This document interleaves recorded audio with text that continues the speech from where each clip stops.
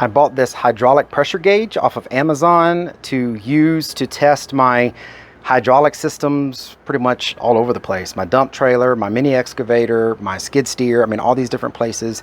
You know, it's good to just keep an eye on what your hydraulic pressure looks like so you can make sure your relief valves, things like that, are all set appropriately. So this one is pretty nice. It's liquid filled and everything, but let me get this thing out of the package so you can see it and I can explain how I'm going to use it. So out of the package, this is what you'll get, and as you can see, it is oil filled, which is great. That keeps these things lasting a really long time, and they're less susceptible to freezing. Some of these get freeze damage. This one I'm going to be using with hydraulic oil, but I think you can actually use this with other things. But this one goes up to 5,000 psi, as you'll see here. On here, it's got kPa and PSI, and I'm going to be using the PSI.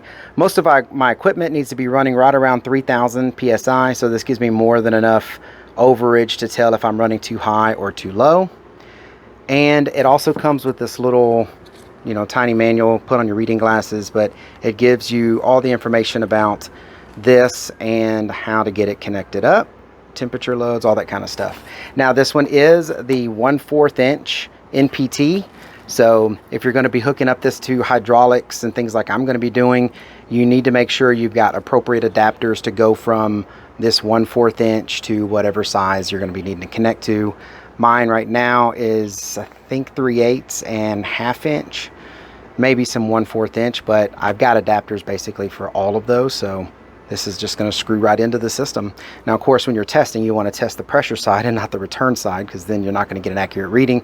But if you do test the pressure side and you open it wide open, you want to make sure that you have like a valve closed or something, so that way you're actually getting the full pressure before the relief valve is letting it out.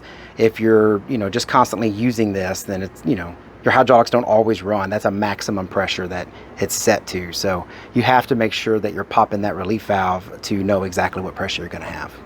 But that's it. This is a pretty nice unit here. I really like it. It looks like it's pretty clean. Stainless steel, it looks like. So yeah, I'm going to be pretty happy. Thank y'all very much for watching. I hope this information was helpful. Y'all have a good day.